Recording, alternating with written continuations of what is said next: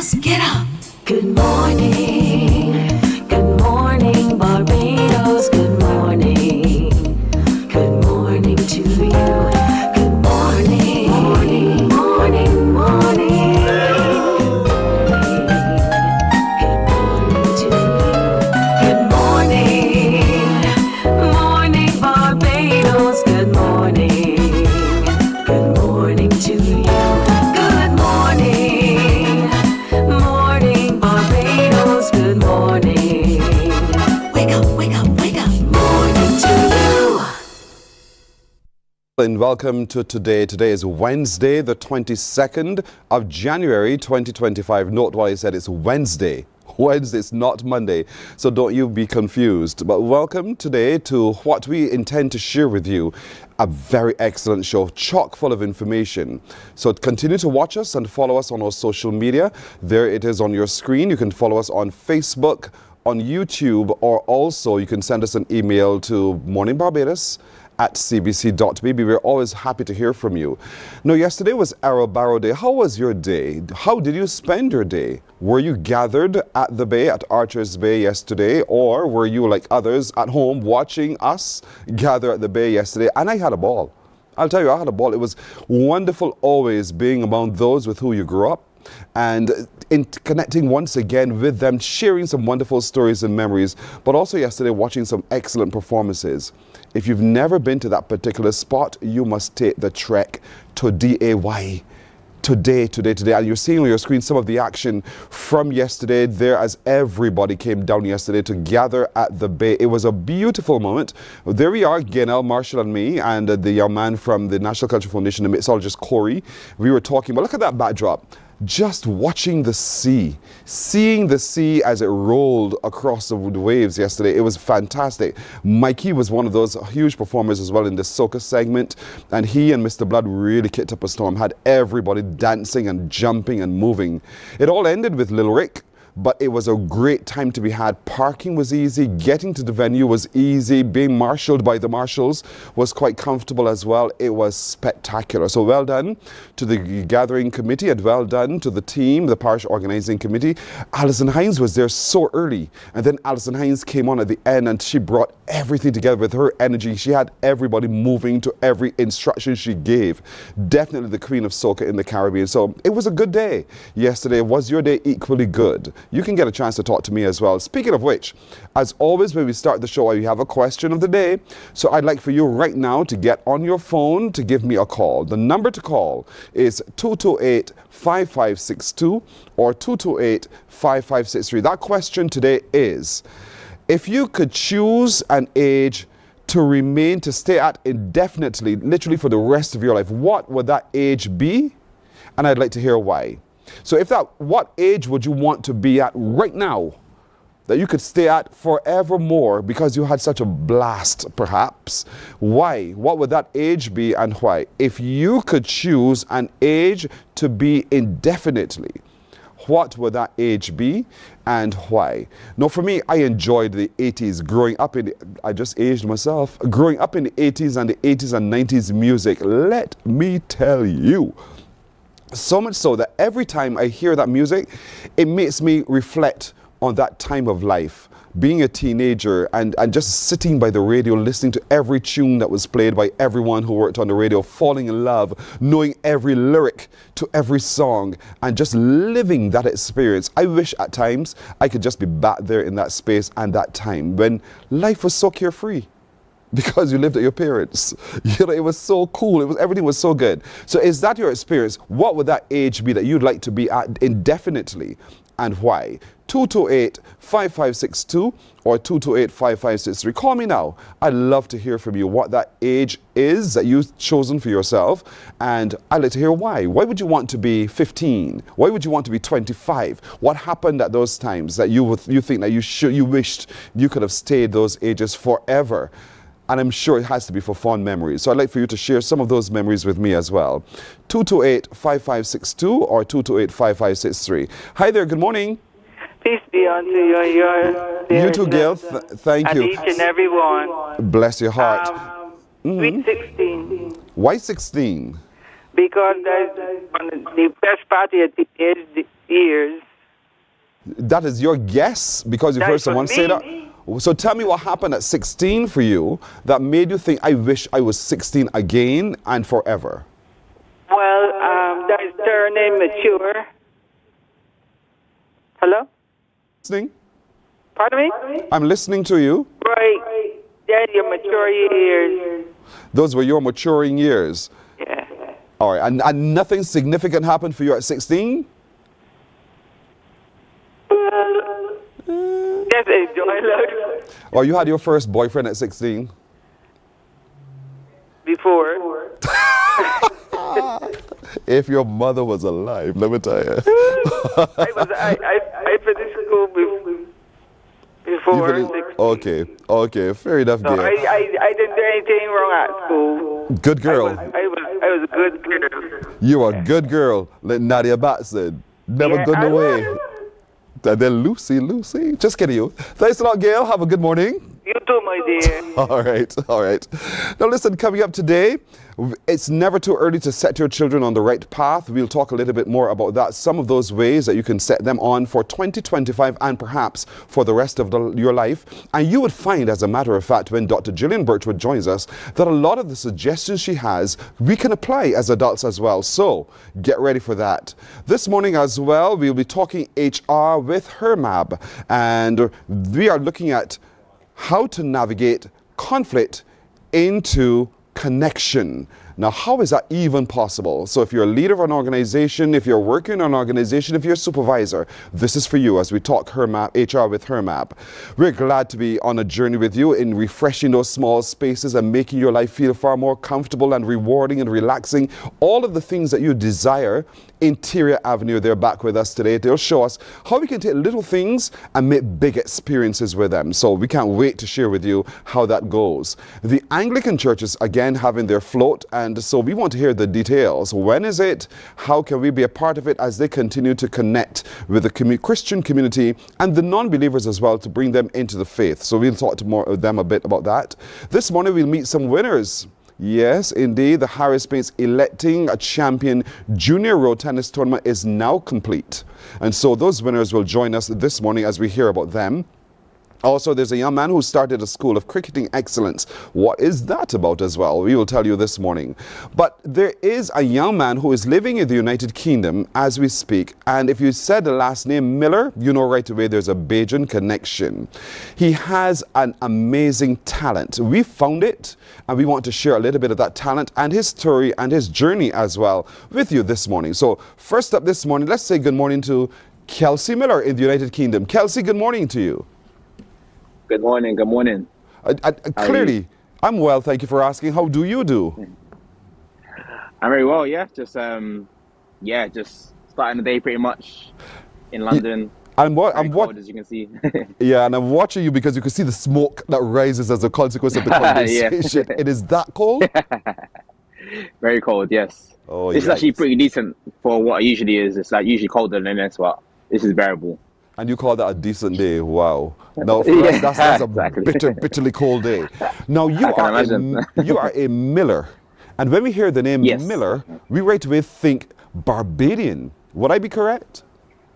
Yes, correct, yep. So talk to us a little about that Yeah, my mum. connection.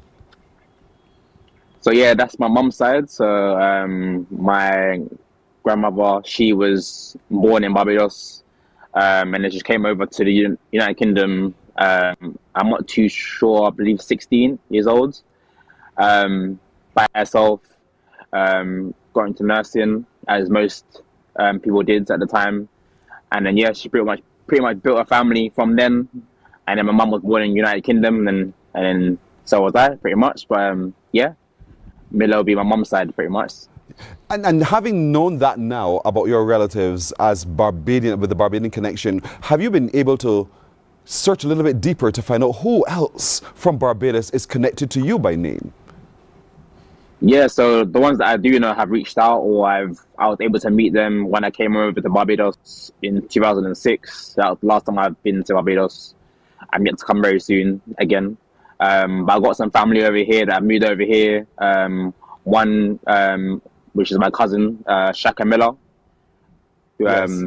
put me forward for the show in the first place. He's living over here with his family. So we got our side. My nan's still over here.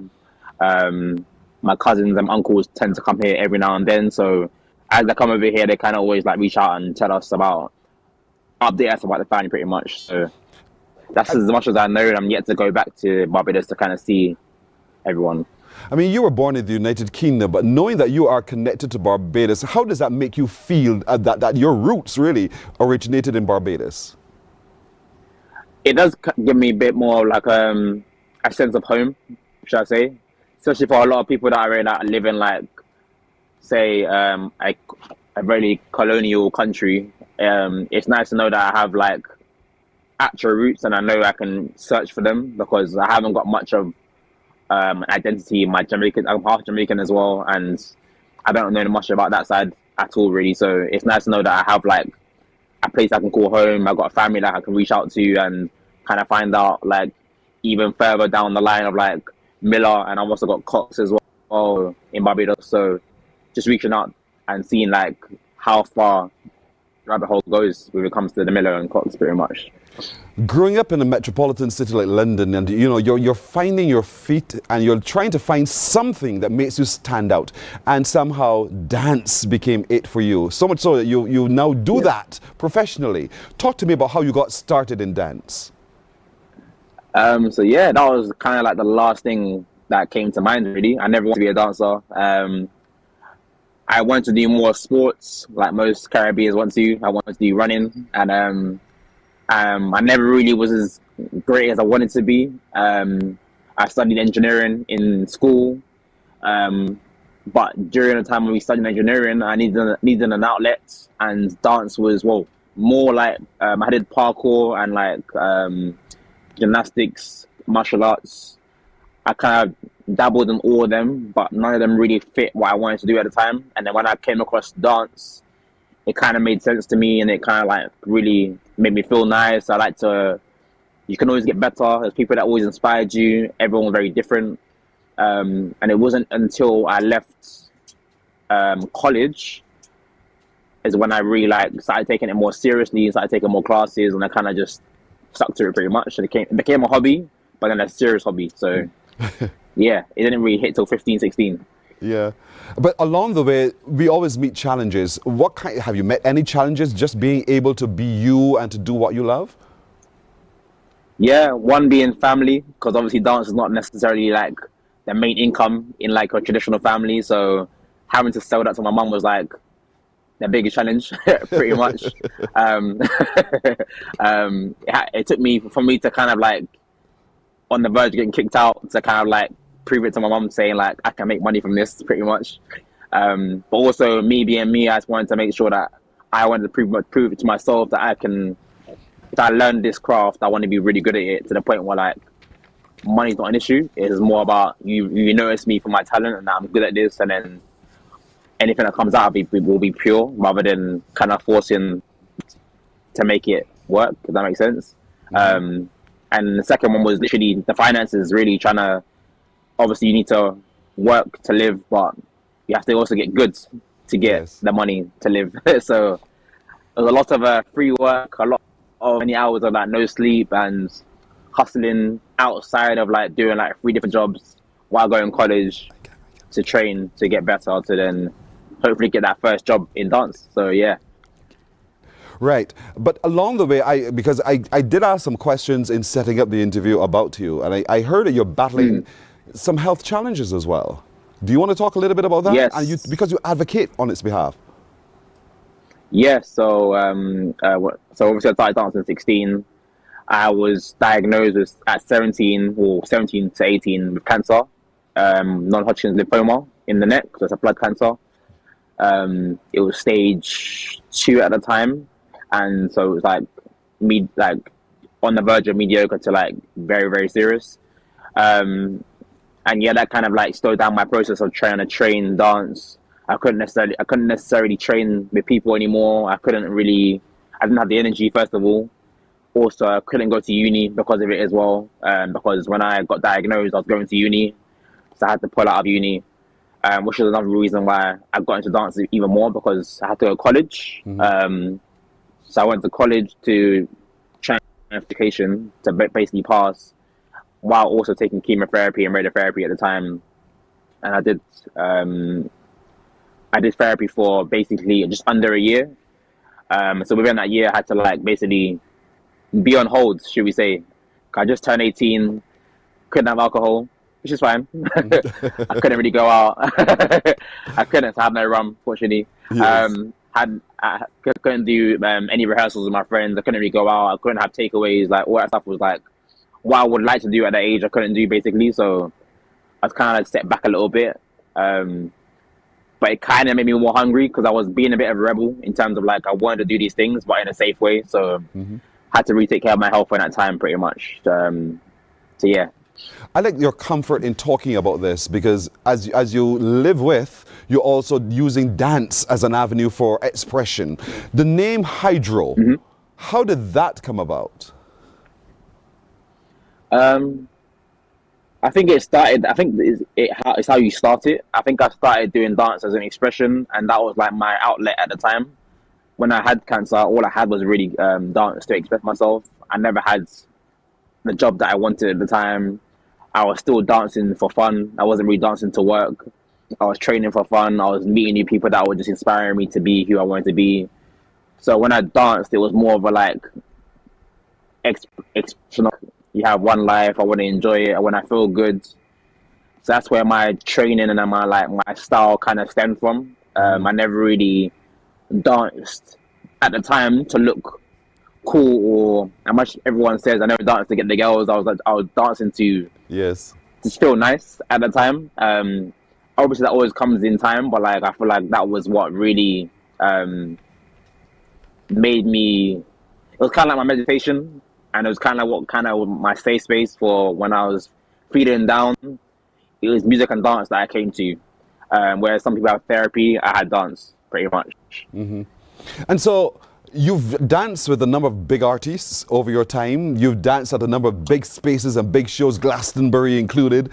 And so who for you, Busta Rhymes, one of those names that you would drop, who for you of those big artists would you think that you enjoyed most dancing for? Artist-wise, I would say Kendrick Lamar, personally, because again, everyone says don't meet your role models or don't meet your models, your idols. He was an idol that I never really thought I would ever meet, let alone dance for. So I was like, this is crazy.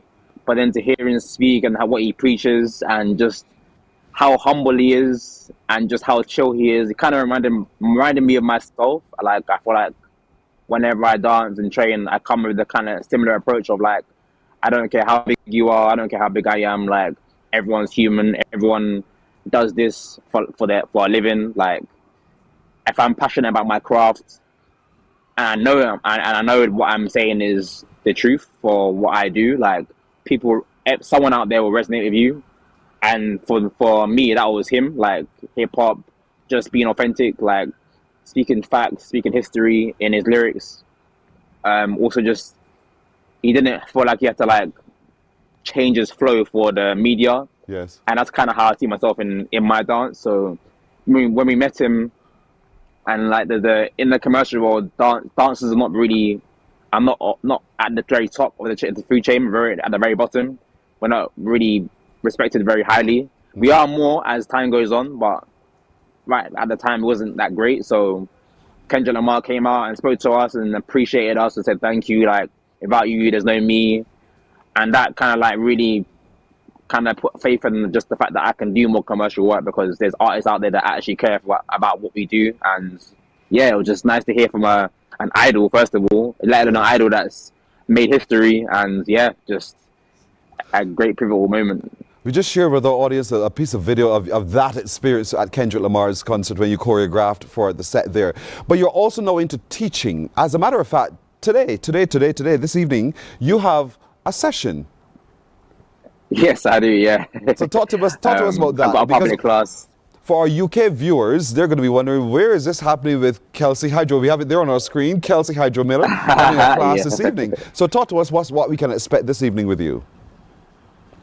So yeah, usually before I teach a regular open class, people that want to learn to dance, whether it's advanced, intermediate, or beginners, I always put the style or the level out.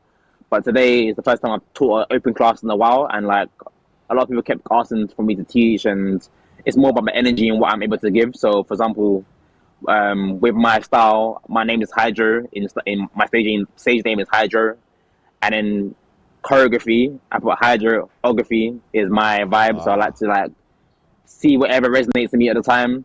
And right now, Kazumba and Zouk music is like resonating me right now. So I'll be teaching to some Zouk tonight. But utilizing the style of hip hop movement. So yeah, that's the vibe for tonight, pretty much. I'm looking at your face while you talk, and you can see you love this. You actually love and live and breathe dance, and that's a good thing. But you know, you come from a family name that is hugely talented. You mentioned the name Shaka, who is himself very, very talented. I know he's watching this right now in the UK with you. Yeah. But you know, knowing all of this makes us immensely proud as Barbadians that you are able to be the Barbadian who spearheads all of this for us in the United Kingdom. If there's one thing that you would want to try out on return to Barbados, what would you want to do? I think for sure I would love to have a teach out in Barbados. I would love to even dance for an artist in Barbados, whether it's a circle artist or any artist out there, or just connect with an artist out there in general. Work with kids who like to dance. I think that's the most important part, is like that one person can kind of ignite someone's passion to go a step further if they see there's hope. And London seems like impossible from the outside, but if you know yourself, you know your surroundings, you got people that respect and love you, and you just are good at talking, then I feel like there's always a way forwards. And I feel like for me, I always said I didn't want to go anywhere else in the world until I make it in London. And I'm making it in London, so I want to now kind of spread the seed and let people know that it's possible, very much. So I'd love to do that in Barbados. That's a very noble cause. Thank you, Kelsey. We got to wrap it up right there. But Kelsey Hydro Miller, of course. Good to meet you. Welcome to Mornin Barbados. Don't be a stranger. Whatever else you're doing, please let us know so we can tell Barbadians about how you're representing us so well in the United Kingdom as well. So thank you for joining us this morning. Thank you so much. You're welcome. Pleasure. Thank you. Have a great day. You too. Thank you very much. Kelsey Hydro Miller giving us the salute right there as he leaves us. Remember, he has a masterclass this evening at 7 in the United Kingdom, their time, 7 their time, 3 o'clock or so our time. There it is on your screen. So if you're in the United Kingdom and you want to know a little bit more about pop contemporary choreography with Kelsey Hydro Miller, then check him out. Check out his socials and see what else he can do for you. Morning Barbados takes a break here. We're coming back in just a moment. Morning, morning, morning. Good morning. Good morning to you. Oh, I am not going to give away your secrets. There is a saying, you can find a Bajan anywhere. Are you a Bajan living abroad? Or do you know of one who has migrated to another country? Well, we at Mornin Barbados would love to have you or them on our Bajan Affair segment. Share your amazing stories, experiences, and how you have adapted to a new culture. Send us an email to morninbarbados@cbc.vb, and together we will travel the world.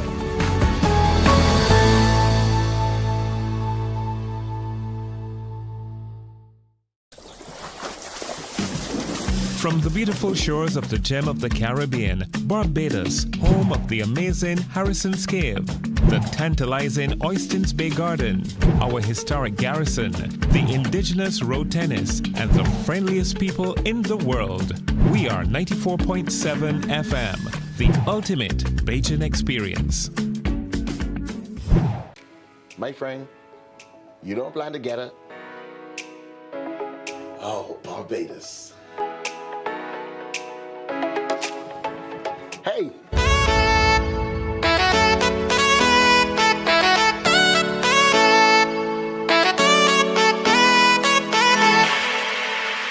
Approaching 27 minutes now after 6 o'clock. It's Wellness Wednesday, and I am so excited to be sitting across from really the world's favorite pediatrician, I dare say, Dr. Gillian Birchwood. Dr. Birchwood, good morning. Good morning, Pearson. It's lovely to be sitting across from you as well. It is. And you know, we always see ourselves through a screen, and here we are in person talking, and this is fantastic. Happy New Year to you. Happy New Year to you and all of Barbados as well. Thank you very much. Now, I want to turn our attention to, you know, there's a book called 7 Deadly Sins, all those kinds of things. No, that's not what we're talking about today. We're looking at those 7 great habits that early o'clock this year we can begin to introduce and to take a look at. Why do you think it's important for us to be able to look at these habits? I think it's very important as parents and caregivers for our children to establish good habits that we want to see not just in 2025, but throughout their lives. And we need to be the role models. We need to show the children those habits, not just lecture them and say, these are the habits that you should have. So it's across the entire family, but we tend to do these things and we have to explain them to our children. And I'm glad you said that, because one of the things I teased when we started the show was that, you know, these are the habits that us as adults should really also ourselves adopt, because we are the best example our children will ever have. Yes. And so we must be also mindful of what we need to do and to be the best example for them, so that they live the productive life that we would want them to live. Absolutely. So you say number 1 is to teach your child to have a positive outlook. Is that possible? Yes, and again, we have to model this as parents. One of the major concerns that we have about our children growing up is whether they will have the resilience to cope with the world and all the changes that are happening in them. There's so many forces out there, so many influences out there that would want to beat our children down as they grow. And we need to teach them to have a positive outlook. This will give them a positive mental outlook in life. It will give them a positive physical outlook. It actually causes good changes within their bodies, so they're less likely to have certain physical complaints. And it will teach them that in life we will have challenges. You must learn to overcome those challenges with a positive outlook. And you should not ever feel discouraged because you failed at something. It's important to learn how to fail in a healthy way, because in life we're going to fail. And so if we can teach our children how to do so and still maintain a positive outlook, then we'll be setting them up to learn how to handle challenges for their entire lifetime. And that's so important. And as you were speaking, my mind went to something I saw on social media. One of the people I follow, she's a young lady. She's her roots are in Jamaica, but she reads the news on ITV in the UK. And she said the other day that she had a conversation with her children who are less than 10 years old about death. Because they started asking questions. She says, don't be afraid to tell them what it is. Yes. So they understand it's okay to grieve. Yes. And that for her is a positive approach. Yes. So even in having that positive outlook, you teach them how to handle and to cope with the realities of life. Yes. You know, I think it's really important. You mentioned death. Death is a part of life. As physicians, we really know that it's a part of life. We need to teach our children to cope with the inevitable things that are going to come along during their lifetime, so that they're not left struggling and trying to figure out how to develop the mental capacity to deal with things that are common to all of us in this life. Talk to your children about difficult topics. Talk to them when they don't do well in school. Talk to them when they've had a disagreement with a friend, and teach them how to draw and learn from those experiences, so that the next time they perhaps might have even a greater challenge, they can draw on that wealth of knowledge and on that positive outlook and understand how to handle the next one. We aren't going to be there forever as parents. We need to teach them what to do. Get ready for it. And don't become too consumed in yourself that you don't have the time. Understand that the times that you're going through are also the times that children are going through. Yes. And so as much as you're trying to manage it, they too are looking to you for guidance on how to manage it with you. That's so true. Use the moment to teach. Yes. That is a very good example. The second one you said is to read every day. Yes. Oh, children today don't like to read. So how are we going to do this when the adults themselves sometimes don't like to read? You know, this is one of the things that I think is a terrible loss to not just our society in Barbados, but globally, the loss of that interest in reading. And perhaps reading may not look exactly as it did when I was a little girl 2 years ago, right? Payson, don't laugh like that. right? But you know, when we were growing up, reading was built into our lives. We Yes. didn't have a lot of alternative entertainment, but reading is something that helps children to develop cognitive skills. It's so obvious to me as a pediatrician when parents have read to their children. A 1-year-old will come into my office, or an 18-month-old, and the depth of their vocabulary, and not just the vocabulary, but their ability to comprehend, because reading develops comprehension. It stimulates your imagination. It piques your curiosity so that you start learning about the world around you through books. And so when children come into the office, I can immediately tell they've been read to. I'll tell the parents, keep reading. I can see that you've been reading to your child. It becomes very, very obvious. You give them an advantage in life by helping them to develop that healthy habit. There's so many competing forces, especially, you know, media. And I think it is very important for them to stay off those tablets, TV, etc., not too much. And I think it is very important for them to develop that skill. It's free if you can teach them to read every day. Yeah, I'm going to come to this, stay off the tablets and so, because so reading every day is important. Lord, I feel as if I preach this to the boys all the time. Take the book and read, because as you said, it broadens your experience and you learn so much more. The capacity for language is also enhanced. And you're right, you can tell the difference between the child who reads and the child who does not. Correct. And so we want to be able to practice that as a good habit going forward. Encourage them to read, but let them also see you reading. Yes. And not just reading the newspaper. Correct. But also reading other books. Yes. Other sources of information. Yes. Good job. Now, limiting the screen time, you are asking for a fight in the house. I'm not very popular in some households for this very reason. But, you know, it's been very clear that as children, you know, especially they're developing now, up to the age of 5, they're forming new connections in their brain every single second. And we actually have a lot of impact over how those connections form and the quality of those connections that form. And our brains were not designed for media, such expansive media use as we see now. Children can have high quality media between the ages of 2 and 5, about 1 hour each time. However, it's very important to avoid shows that are just there for titillation, you know, all the bright flashing things that they see on the screen that are designed to hook them. We as parents and caregivers get hooked, far more the children. But if children are having too much screen time, it impacts on their ability to pay attention, to develop the capacity for concentration. It impacts their ability to focus in the classroom, and they are less likely to develop other soft skills which are very important for them as they grow up. They're not going to be outside playing. They're not going to be climbing a tree. And believe it or not, these are very important skill sets that will serve them well as they get older. And they don't want to sleep. That's the And other they part. don't want to just sleep. would not go to sleep.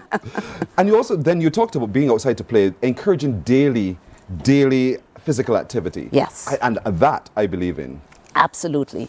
So, you know, we are all very concerned about the health of our children. It's natural for children to play. But if we keep them indoors sitting on a screen, they're not going to be outside running around playing and having the natural exercise. You don't have to tell children to exercise. You'll get exhausted just sitting watching them running around outside. Like, stop now, please. It's a natural thing for them. Yes. And it helps them to have lower blood pressure as they grow older. They're less likely to have diabetes if they exercise for at least an hour a day. And they're less likely to develop obesity as time goes by. So it's very, very important to get our children outside. They can play indoors as well, even if you don't have a lot of space. Turn that TV off, and you'll see them zip around the house in no time, crashing into everything, destroying your wedding gifts. Yes. Don't ask me why I said that, right? We have a little game now called Trouble, which me and the boys and I, we play. And it's a lot of fun. It's a lot, but it's another way to engage the mind, but engage the physical activity as well. Yes. You talk also about being patient about vegetables. You better believe it. You must have the patience of Job when it comes to vegetables. You know, children at a certain age will eat anything. Yeah. But after a year of age, they develop strong opinions about what they feel should and should not be in their mouths. That's our fault. Yes, right? So if they don't see you eating vegetables, well, they're not going to be interested in eating vegetables. I've never seen a child in a household where people just add vegetables day in, day out. I've never seen them refuse them. Yeah. So you have to model that behavior, and don't get upset. Keep encouraging. Don't give up.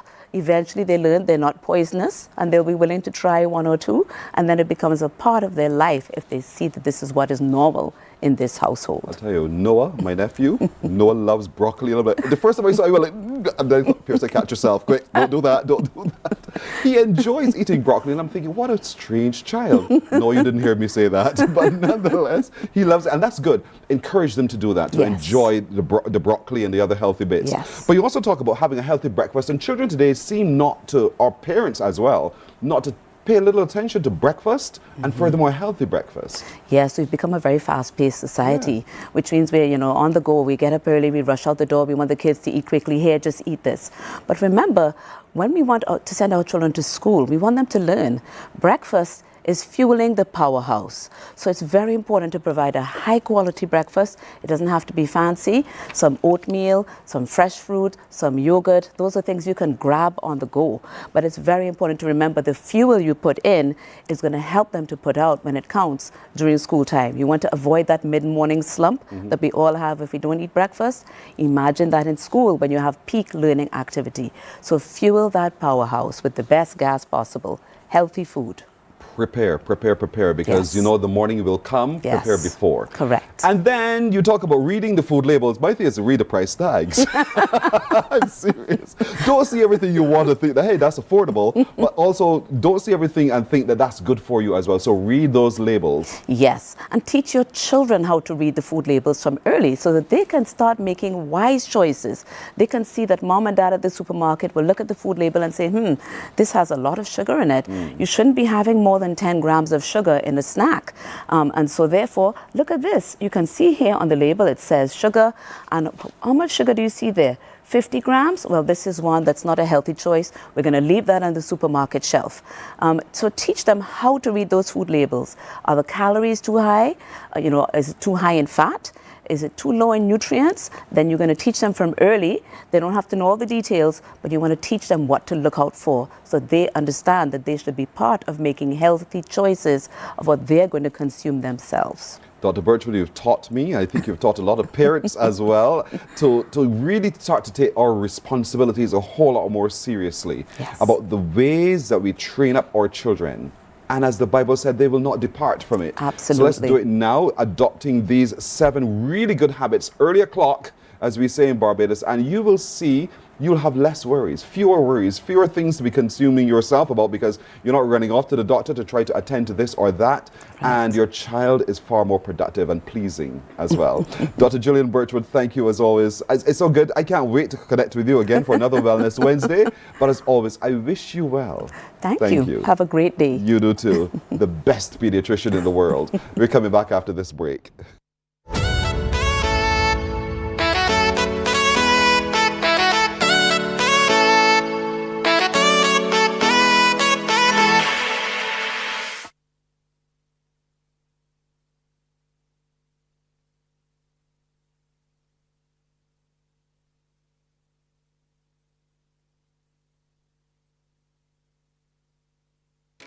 My friend, you don't plan to get it. Oh, Barbados. Hey, I'm KB Clean. Join me 6 a.m. until 10 a.m. right here at 94.7, the best and ultimate Bajan experience. My show is called Bajan to the Bone. Don't miss it, Bajan to the Bone. Weekdays right here and only here on 94.7.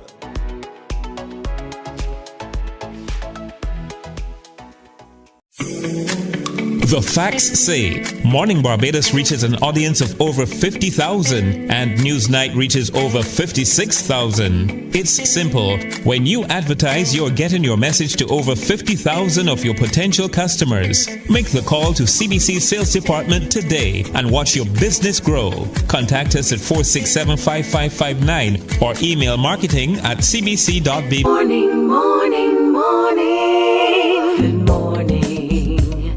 Good morning to you.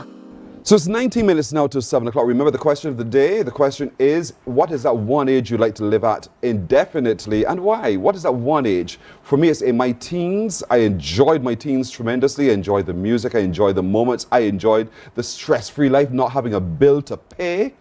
I'm very serious. And then mommy and them stepped in and said, you got to pay some bills in here. That's all right. 228-5562 or 63, or you can also comment on our social media platforms. And I'd love to hear from you as well. Now let's talk HR with Hermab. You know this is one of my favorite segments forevermore because I think there's so much we can learn, not just as practitioners in the workspace, but as practitioners in our homes, in our relationships, and all of that as well. So we're joined this morning by a training and development officer, a specialist really. Her name is Dawn Lovell. Dawn, good morning to you. Good morning, Pearson. How are you? I am doing well. How do you do? I am well, thank you. Now we're talking today about turning conflict into connection. Yes. How is that possible? Oh my goodness. I'm so glad you asked. Wow. Well, first of all, we have to see conflict differently. We have to have a different perspective on how we perceive conflict. Now, conflict is usually divergent opinions, views based on goals, values, perceptions, beliefs, that kind of stuff. And what happens is that many times the word conflict, it already sounds so combative. But really and truly, conflict is a space for growth and development. So that's how we have to look at conflict, not just as, oh, this is a fight between two people or two departments or whatever, but is this a space that we can grow and learn? And that's what conflict really is, just two divergent opinions, really. That is either a post where I don't step back and look and reflect for just a moment, or I am standing outside of that conflict and I'm observing. But in the midst of conflict, you don't see connection. No, you do not. And that's why it's important for us to have, first of all, an understanding of conflict. One, conflict is going to happen. And I think the thing is, when conflict happens, everybody's like, oh my God, it's this, this big thing, and it seems so huge, and it's like the elephant in the room.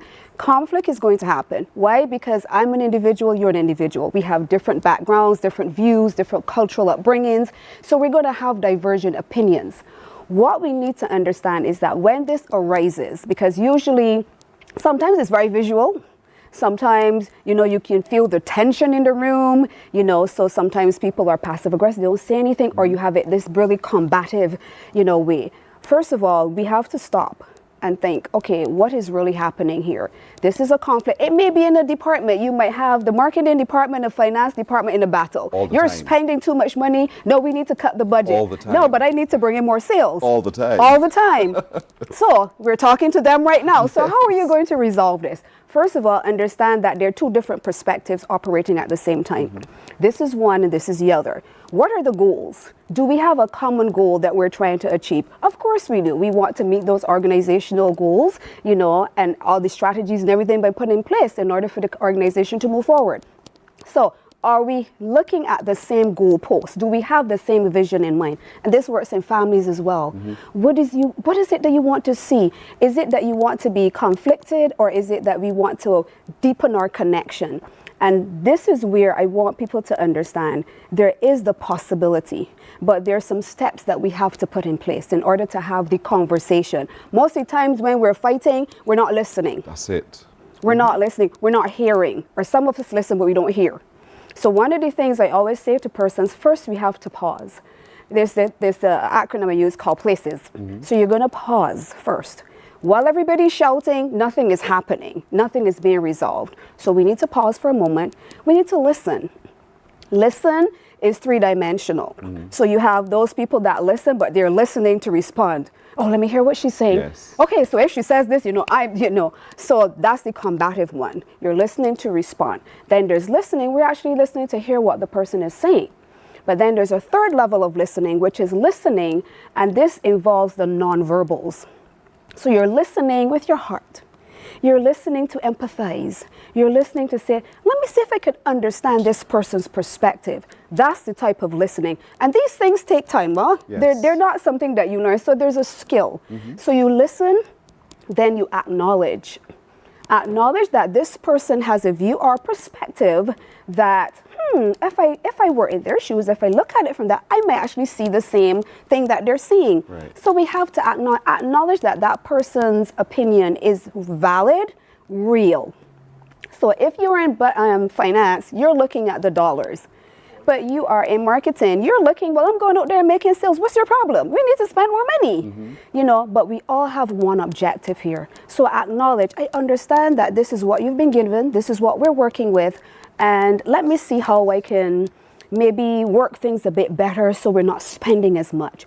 You have to acknowledge that this person has a part to play that is just as important as your role.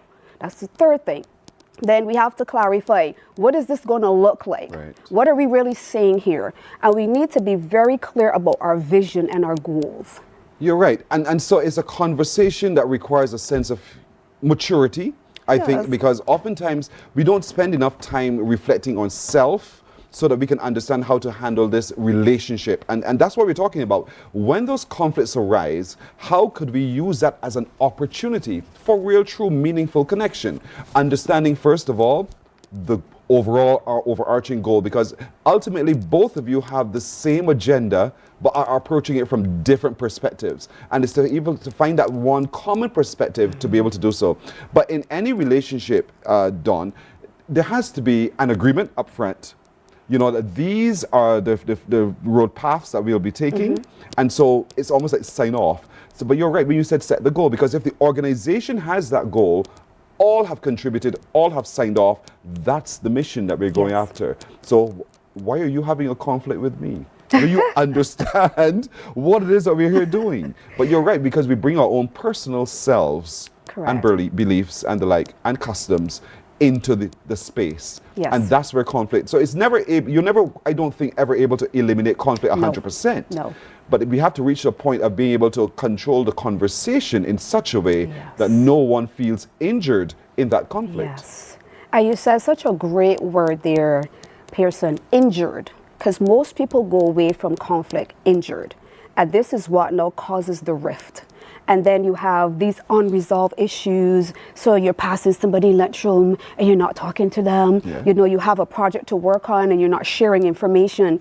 So it's important for us to understand, one, there have to be certain parameters as well when there's conflict. So you're not blaming, you're not pointing the finger, oh, it's you, you know, and you're not name calling and these kind of things. These are the things, because we have to reel ourselves back in, you know. You might be my work colleague, I'm like, I really can't stand Pearson, you know, he's da-da-da-da. You're selling somebody I else. don't even like his tie, you know. And we get very personal. Yes, we do. These are some of the things, as you say, it's a level of maturity, but it's a skill that can be learned. So give me some examples of what we can do then to begin the learning of how to handle it. You said, avoid the you. Yes. And should I then do a lot more of the me?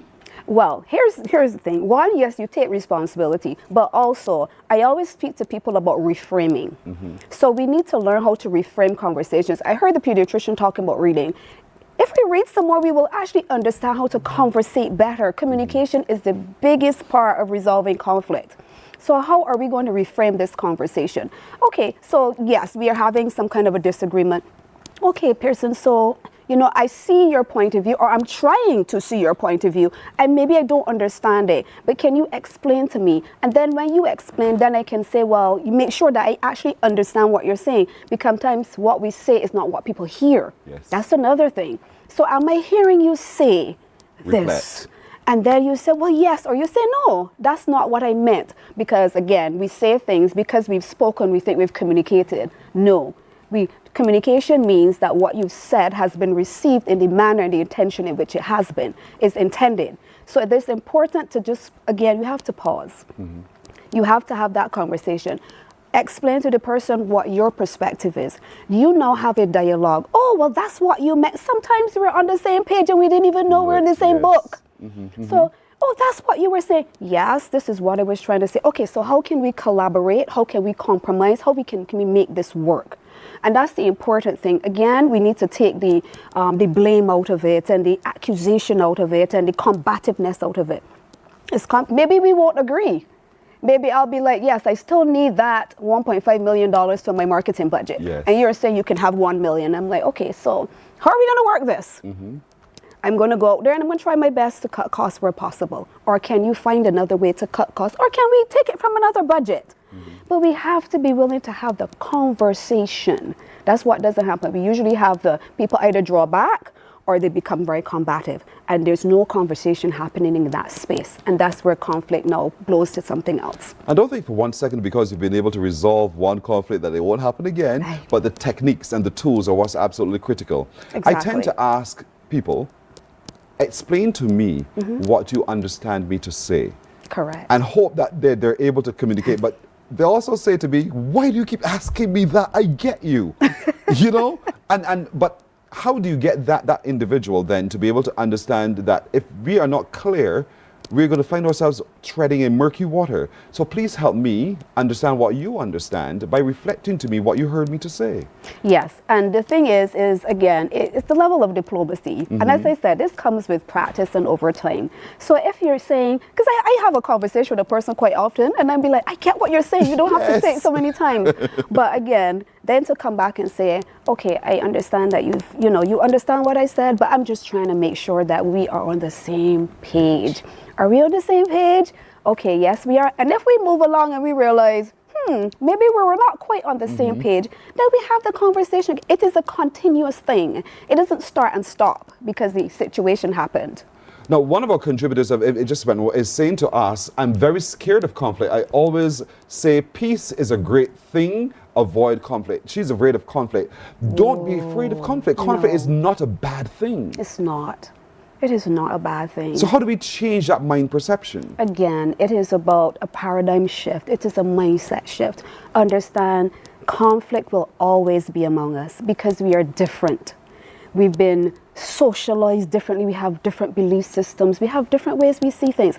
It's not so that's the first thing. You need to not see conflict as a bad thing because many times we don't want, well, oh my God, I don't want to. So things go unresolved. Now here's my thing. Do you prefer to deal with this thing or do you prefer to leave this unresolved situation, which usually festers under the hood for a while and eventually it's going to blow up? Or you're going to walk away with this feeling of not being heard, not being appreciated, not being valued, or they don't ever listen to me, nobody wants to hear what I have to say. We have to be bold. We have to be courageous enough to understand that conflict is something that we really do need to deal with. We have to deal with it. So when you who feel injured feel, I'm going to deal with this conflict now, and me who feel as if I'm now being accused of the injurer, I don't want to have this discussion now. The timing. I want to look at that for a second. How do we meet at a mutually agreed time?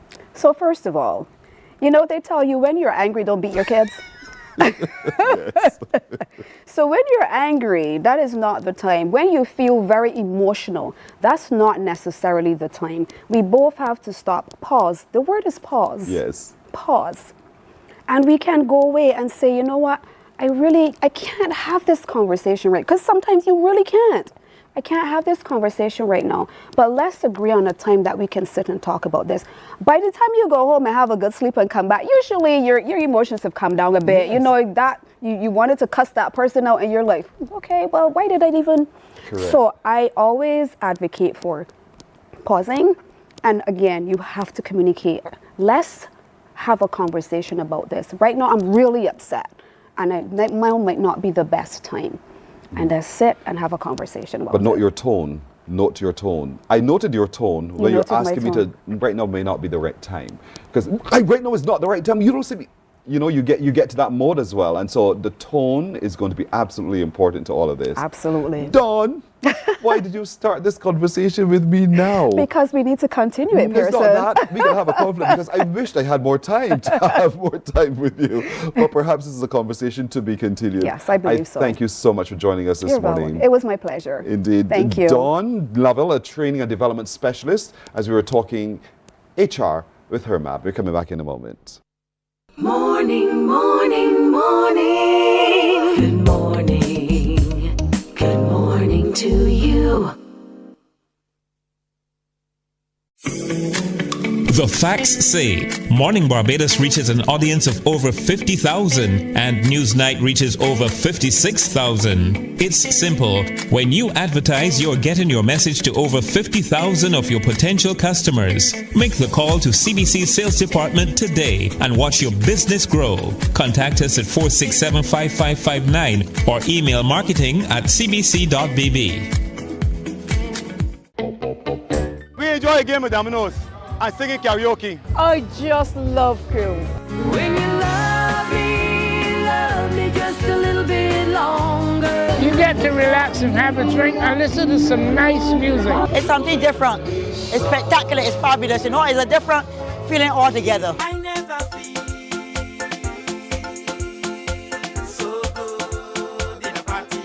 Follow me to Q in the Community this Thursday.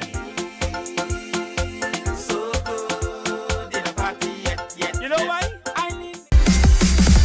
While you go about your business, we go about our business, and that is gathering the news. Stay up to date at CBC News Barbados on Facebook, Instagram, and Twitter. Get news update on radio throughout the day. And join us for the CBC News Night at 7 every night. CBC News team is on the job and bringing you the news. There is a saying, you can find a Bajan anywhere. Are you a Bajan living abroad? Or do you know of one who has migrated to another country? Well, we at Mornin Barbados would love to have you or them on our Bajan Afar segment. Share your amazing stories, experiences, and how you have adapted to a new culture. Send us an email to morninbarbados@cbc.bb. And together we will travel the world.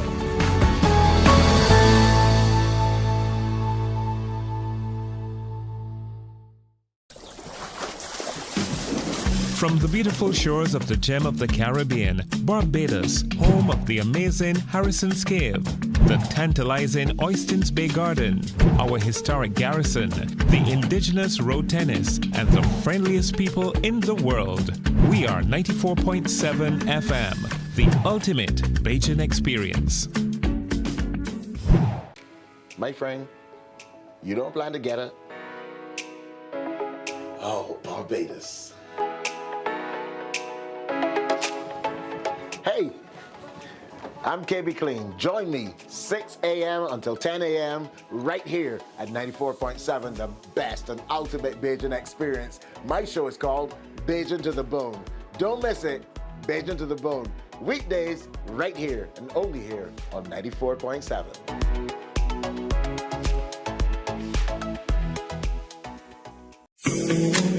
The facts say Morning Barbados reaches an audience of over 50,000 and Newsnight reaches over 56,000. It's simple. When you advertise, you're getting your message to over 50,000 of your potential customers. Make the call to CBC Sales Department today and watch your business grow. Contact us at 467-5559 or email marketing@cbc.bb.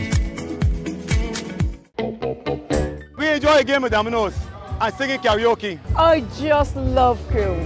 When you love me just a little bit longer. You get to relax and have a drink and listen to some nice music. It's something different. It's spectacular. It's fabulous. You know, it's a different feeling altogether. I never feel so good in a party yet. Follow me to Q in the Community this Thursday. You know why?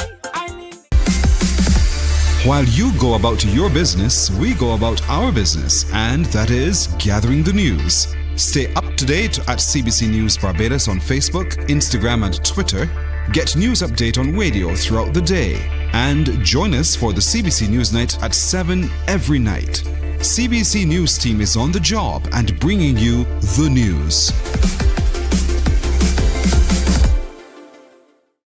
There is a saying, you can find a Bajan anywhere. Are you a Bajan living abroad? Or do you know of one who has migrated to another country? Well, we at Mornin Barbados would love to have you or them on our Bajan Afar segment. Share your amazing stories, experiences, and how you have adapted to a new culture. Send us an email to morninbarbados@cbc.bb. And together we will travel the world.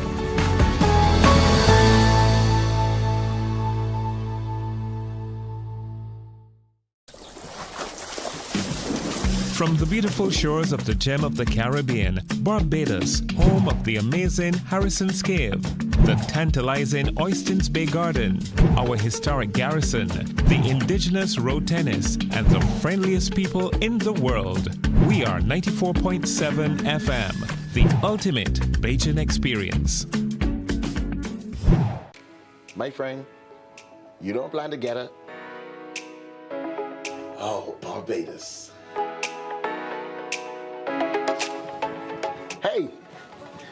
I'm KB Clean. Join me 6 a.m. until 10 a.m. right here at 94.7, the best and ultimate Bajan experience. My show is called Bajan to the Bone.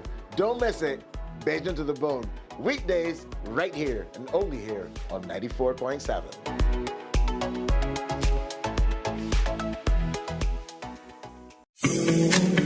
The facts say Morning Barbados reaches an audience of over 50,000 and Newsnight reaches over 56,000. It's simple. When you advertise, you're getting your message to over 50,000 of your potential customers. Make the call to CBC Sales Department today and watch your business grow. Contact us at 467-5559 or email marketing@cbc.bb. We enjoy a game of dominoes and singing karaoke. I just love crew. When you love me just a little bit longer. You get to relax and have a drink and listen to some nice music. It's something different. It's spectacular. It's fabulous. You know, it's a different feeling altogether. Morning, morning. Good morning. Good morning to you.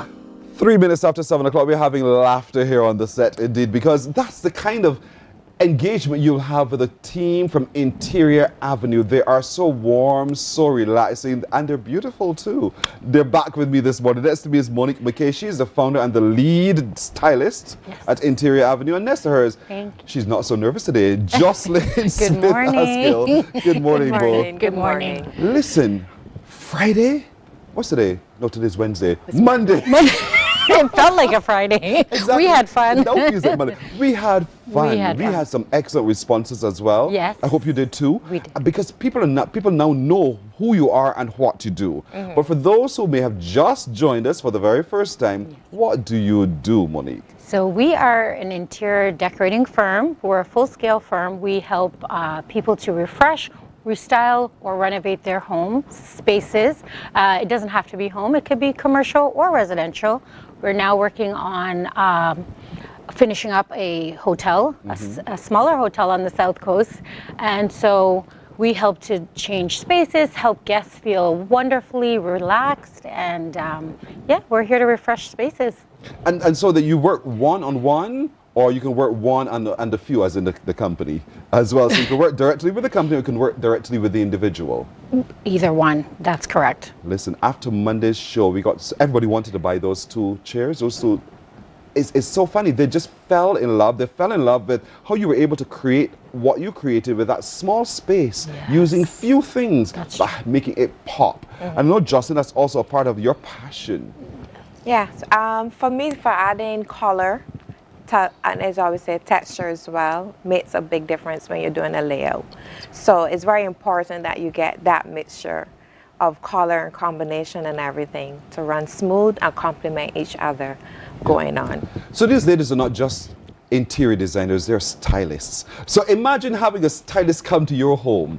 Imagine having a stylist come to your office and creating the correct ambiance, because they've looked at what Justin just said, that mix and match, that right tone to create that right effect. And so today, Monique, you brought along some really interesting pieces that we can actually use to make the space pop. Absolutely, we have. We've brought some custom cushions that we usually try to put together, like an extra large lumbar. Yes. Sometimes you just see a regular lumbar. Well, what about the person who wants to sprawl a bit more, use it around your neck to your back? So we do custom extra large lumbar cushions. We pick different fabrics, so we do different color combinations. So we did want to highlight smaller pieces. We do have the bigger pieces that we discussed on Monday, but we do have smaller pieces too. Maybe you just want a room refresh. Maybe you just, want another item here. So if we could just put this here, let's see how it makes our couch here on Morning Barbados pop. Just to show you what's possible. The ladies are going to move around, so don't panic. They're going to move around to show us just what's possible if we just added a few more things to our set to make it different, but very affordable in doing so as well. So there you go. Doesn't that look awesome? Doesn't that make a big difference? Instead of just the gray, now we have some That's not yellow. Mustard. This is more like a mustard. Thank you very much, Nad. The multicolored pieces as well. And it's as simple as those soft furnishing pieces That's to right. be able to make a huge difference. You got You can it. have a seat. But you also brought some other things as well, because I am stunned by those vases over there across from me. So these vases over here are original. We try to, when we go and we travel and we source pieces, we try to find things that we don't see, so that people can have a different experience in their home. Yes. You know, something a little custom where not everyone has it. And you know, as you get older, you want something not everyone has. No one else has this. I already just said that's mine. No one else has this. But I love the grooves of this one. It has a nice texture. Again. There you go. Yes. But the color. And there's so much more you can do with this color. Absolutely. Because it also opens up a little bit of light at the top, as you see. You that see allows it. us to... You get in the hang of it. You're joining our team. That allows you to do so much else at the top. You got it. But what I like also, they can stand alone. Yes. So you don't have to stuff them with anything to get it. You They really stand alone. You really don't. I mean, that's what speaks volumes about these pieces. You do not have to put anything in them. And you could put them in the on a center table in your living room. You could switch it to dining table. You could switch it around. Yeah. Yes. And I mean, they have some weight, but they're not that heavy. No. That it would cause your muscles to pop necessarily. But they're beautiful. I remember when I saw this one you're holding, Monique, I thought, oh my gosh, just as, because I thought it was off kilter. But that's the design. That is a design. And if you're looking for those little pieces that create conversation. That's right. Because I could well imagine that's what's going to happen. That's what's going to Conversation happen. pieces, correct. Right. So where would you play? Are these indoor, outdoor? Those are mostly indoor. Mostly indoor. Yeah. So what would take it outdoor? Well, if I took this outdoor, would I be You will have to put like sand or something heavy. So you can just pour some sand halfway so it keeps it sturdy. So if you get that strong gust of wind coming in, it will still hold its weight. Nice. Yeah. So if you you want see to decorate that little area outside. I told you they're stylists. They're so good at finding the different ways to create magic in your space as well, whether it's a small space or a large space or a medium-sized space. These ladies from Interior Avenue know it, and they know it very, very well indeed. As simple as a phone call away. Remind us the number? 233-6922. I got you, right? 22 at the end. You got it. So these vases are fantastic. Absolutely. But you brought some other pieces as well. Let's talk a little bit about what else is here that we can make magic in our small spaces. Okay, you want magic? I got something for you. This is actually a beach poof. Is it? This is something that you could take to the beach. It is completely... You can inflate it completely, more. Oh, you can? Yeah. Completely waterproof. It comes with a bag, such as this. Hold that up, Jocelyn. And you just take this to the gas station and inflate it. Or if you have a portable pump, then you can. But it's completely waterproof. You can have it at the pool or the beach and look stylish. So because it's waterproof, we can swim on it, so to speak. You could put it in. It would float. It's waterproof. It Let it float in the water on the pool, and I Yes, can just you lounge there. Yes, you can. Okay. Yes, you can. Who would have thunk? So it can work on, you can do it even if you're putting your feet You up. see the same lazy chair that you like yesterday? On Monday, you can put your foot up on these. You can take it to the beach. If you have guests coming around, you want extra seating, you can pull these out quickly and they can stay on it. I would have gone for a chair. Right. And when you take it up, you can always put it up very neatly. It does not have to stay like So this. storage. Storage. Is fantastic. Now, you've thought of it all. You've Yes. really thought of it all. Yes, so you we collapse it, you set it away, store it nicely, and it's Put it washable? back. Yes, it's washable. Not That's dryer though. Oh, no, because No it- dryer. Yes. No because of dryer. what's inside. Correct. Oh, good. So set it out to dry? Outside? Yes, air dry. What we call air dry. Put it on the line and let it dry. But no, do not put it in the dryer. You've thought of it. So what's this one that's resting on top here? This It's a tray. So this is a tray. Is it? Sometimes you come in and you just want to rest your keys somewhere, Ah. but you don't want it to just be a plate or scratch your furniture by putting it directly on the furniture. So you could just easily place that somewhere, maybe by the door. Maybe you want to put it in your bedroom. Or you want to put the perfumes on here so the Right. perfume wouldn't touch the actual furniture and discolor it. It's So you really got a multi-purpose beautiful, and it's very light and easy. multi-purpose. I would have set some candles in the bathroom. Oh, There you go. See? I am working with you ladies today from today. Anywhere you want to put And you this one. set those scented Oh, candles. wow. There you go. That's and another. you have your design immediately displayed in a way in this Yes. that can really make the difference. Correct. And that's what Interior Avenue does. They make the difference. Thank you. It's so different from what other people do, and that's what's important. That is very, very important. And you see the number crawling across your screen, the website and so forth. Pay attention, visit them today, and give them a call at the end of the show. These ladies are going to get back to work to take your call. You have other people at work that if they call now, somebody will respond? We have the cell phone. Okay, so leave a message. Leave a yeah, message. they can 233-6922. There you go. You got it. So that's the number to call. So this allows us to be able. It's a space where you can drop your keys, you can place your candle, you can place anything, or have some drinks. Hi, ladies, would you like to have a drink? You know, because it can also act as a serving tray. It's so multi-purpose. You know, I'm so glad that you brought that up because that's the point of our pieces. We call them investment pieces because you can move them from room to room, you can change up the use, and they can be functional in any situation that you desire. And that's so important because oftentimes our home is one of our largest investments. Yes. And so you want to know that you've invested in such a way that it would not break your bank, one. Correct. And it would also be, it has life in it. It can last for a little while. You can do much more with it than you first thought. Exactly. And so, Justin, talk to me a little bit more about these baskets. What do you call them? These will be called, you can either be jewelry boxes, you can use them to store or hide little secret things that you don't want your partner to find. Yes. But they're small, you can actually put it on your table and have your remote controls. Because you know we do have a lot of gadgets on the table too as well. Yes. So these has a little clip, so it locks, so you can take it up and move with it. Could be jewelry, anything you desire to put in it to store away for outer sight, and it can still be styled on. You know, you go off the boat, so you go traveling far and wide. Oh, yes. And this gives you that look. It gives you that feel. And right away, and because of the color of this, you can set it against multicolored backgrounds. Very much. Jocelyn, I'm coming for your job. There's so much more that you can actually, because it's so, again, multi-purpose. That's correct. It has so much life So much in it. uses for it, yes. So it comes in a number of sizes. Yes, we have the large and the small one there. And I love the clasp. The Correct. clasp is so important. It is Those things add the magic to the piece. It does. And the other good thing about it is we think that these pieces are for men and women. If it's a gentleman living on his own, he could store his remote controls in here. Indeed. Or here, male or female. So it doesn't mean just because it's decor, it's just for women. Yeah. It's multi-use and I'm anyone. glad you said that. Yes. And because styling for the single man Correct. is going to be different for styling for the female. So there's a space for him in what you do. There's definitely a space for him. Yes. It's a no-brainer, folks. It's a no-brainer. You have to check out Interior Avenue, located at Graham Hall in Christchurch. You got it. They're just up the road, and you can simply go to their website, which is on your screen as we speak, and find out more about what else they do. It's as simple as calling them on 233-6922 and let them have the conversation with you.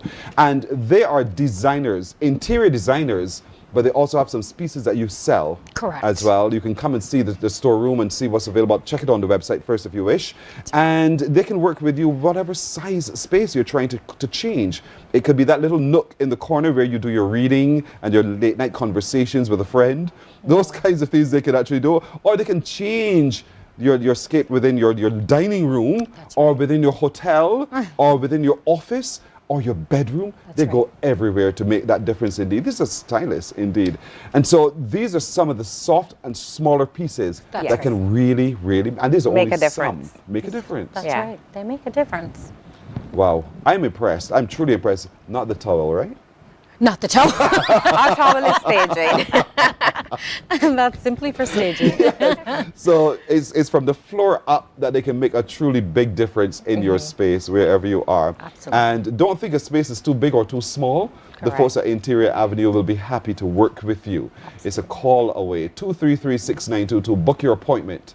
And because it's so bespoke, it's personal to you. Absolutely. And so that's the advantage that perhaps no one else offers at the moment. They make things richer, brighter, more meaningful, and happier for you and your loved ones. This wants to come home with me because the tap is come off on me. It's a sign. It is coming It's a sign. It's a sign. That's, It's a sign. Mine.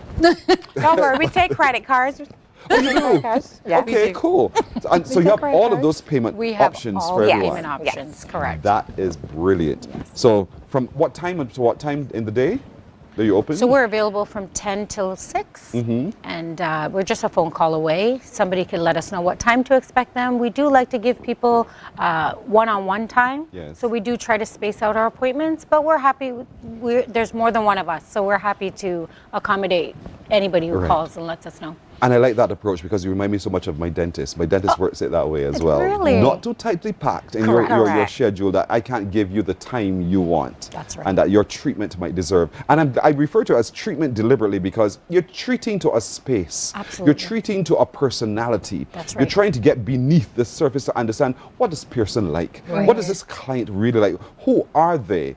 And so then you begin to open up their imagination because you see the picture. Absolutely. And you paint that picture with them and for them. And then you see the smile, like Jocelyn's smile at the end of it all. That's what Interior Avenue does for you. They create smiles, Yes. not just for you, the individual, but for those who see and come and visit and experience. Yeah. Exactly. 233-6922. There you go. Yes. It's always the tutu at the end. That's the number to call. Graham Hall, Christchurch. Ladies, come back soon. I know there's something my producer will talk to you a little later on, Monique and your team. But for sure, I am so excited about what the potential is for Barbados and Barbadians, Barbados businesses, Barbados offices to be able to transform their spaces. And if I can add, it's something that's actually near and dear to us. The world is in such a unique place, and we definitely believe that mental health is something that should be addressed, but it comes through your space. Yes. How do you feel when you go home? You've worked hard. Do you feel like, wow, everything I've worked for, I can see the results here, it's coming through in my space relaxes me. It really does. These things make a difference on your mental health, how you feel before you leave in the morning to go challenge the world. When you get into your office, do you feel like a team because you're surrounded by things that make you comfortable? So Wednesdays for we've us got all. a lot to teach. We do. And I'm a brilliant student. I hope you all watching are as well. That's why we call today Wellness Wednesdays. So again, talk to my producer. Awesome. Let's see how we can enhance our Wellness Wednesdays with love what you that. do to change the mood, Yes. to make the mood one that is better Yes. for you. Correct. That's what we're happy about. And that's what you're going to be happy about as well. Remember to call Interior Avenue now, 233-6922. Visit their website, visit their location at Green Hall in Christchurch, and let them work the magic. That's what happens. Before you go, ladies, if there was one age that you'd love to stay at for the rest of your life, what would that age be? To be honest, I'm not going to go past 40. So I would stay in my 30s. In your 30s? Because when you hit 40, the Something joints different and the happens. pains and everything come. So let me stay on the So 30s for you. I agree. I was going to say 35 because you've gotten through those rough, informative years that you have to just learn, and you're more of an adult making decisions on your own, wanting to, make the world a better place and teach what you know.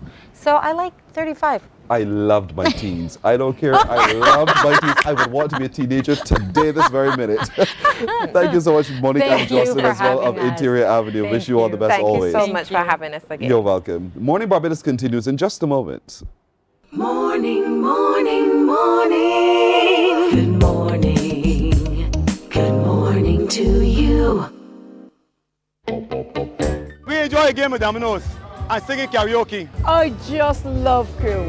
When you love me just a little bit longer. You get to relax and have a drink and listen to some nice music. It's something different. It's spectacular. It's fabulous. It's a different feeling altogether. I never feel so good in a party yet. Follow me to Q in the Community this Thursday. So good in a party yet. You know why? While you go about your business, we go about our business, and that is gathering the news. Stay up to date at CBC News Barbados on Facebook, Instagram and Twitter. Get news update on radio throughout the day. And join us for the CBC News Night at 7 every night. CBC News team is on the job and bringing you the news. There is a saying, you can find a Bajan anywhere. Are you a Bajan living abroad? Or do you know of one who has migrated to another country? Well, we at Mornin Barbados would love to have you or them on our Bajan Affair segment. Share your amazing stories, experiences, and how you have adapted to a new culture. Send us an email to morninbarbados@cbc.vb. And together we will travel the world.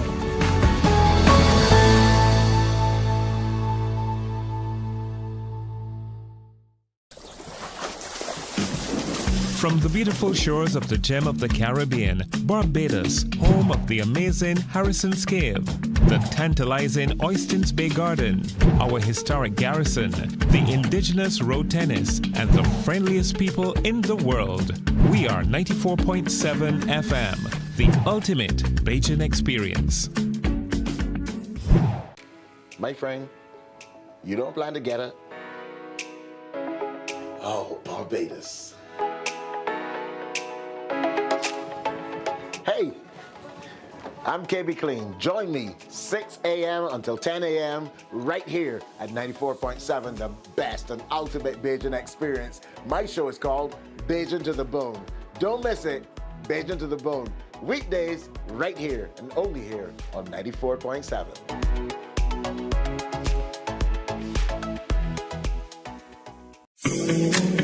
The facts say Morning Barbados reaches an audience of over 50,000 and Newsnight reaches over 56,000. It's simple. When you advertise, you're getting your message to over 50,000 of your potential customers. Make the call to CBC Sales Department today and watch your business grow. Contact us at 467-5559 or email marketing@cbc.bb.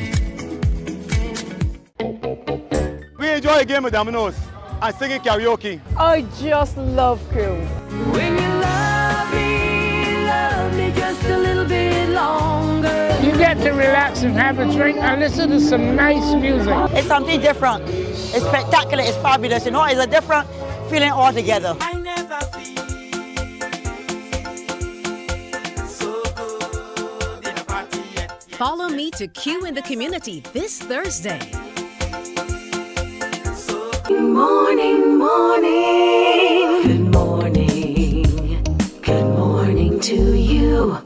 24 and a half minutes now after 7 o'clock. Just catching up with the Reverend Irma Ambrose of St. Paul's Anglican Church because we want to turn our attention now to the upcoming float parade, and you know it's an annual event. Reverend Ambrose, good morning. A very good morning, Pearson, and good morning, Barbados. I love the fabric of your dress. Yes. Because we are getting, well, yesterday, was it yesterday? Arabaro Day. Arabaro Day. Confused with the days, I know. Totally confused. And then we had Martin Luther King, you know, that Black Heritage is on the way. Mm-hmm. But I like to be close to the earth. So these colors. I like that. And you wear it so well. And it's so important a lot of times that we wear what we believe. Mm-hmm. And so when you wear your, I call it a collar. Yes. We know what you believe.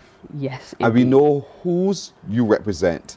And we know the church you represent. And the church in its at work in its community is also so critical and central to what you do. Mm-hmm. You don't just open your doors and say, come who may, and then see you all next week, whatever the case may be, because there's a lot of work going on at St. Paul's. In between. Yes. And then she does devotions on radio as well. Yes. So let's talk a little bit about the upcoming float parade of the Anglican Church. I know it's not the first time.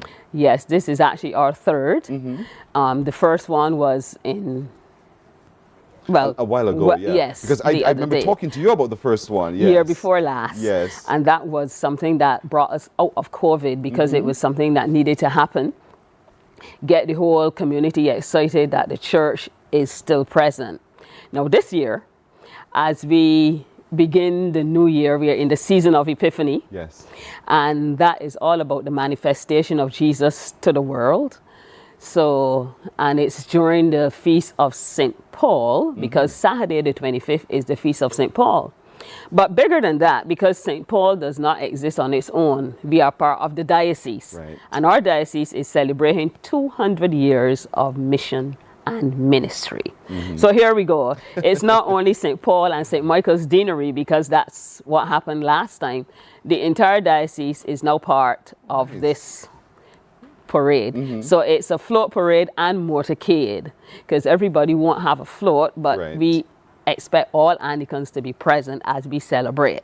And our theme for the celebration is we're still standing, but not standing still. So we are moving through the community. Which is a theme for the 200th anniversary. You're marking this year as well. That is what it is. Because I could hear Judy Bailey. I sing the song. I've seen you guys embrace the song and sing it lustily, meaningly.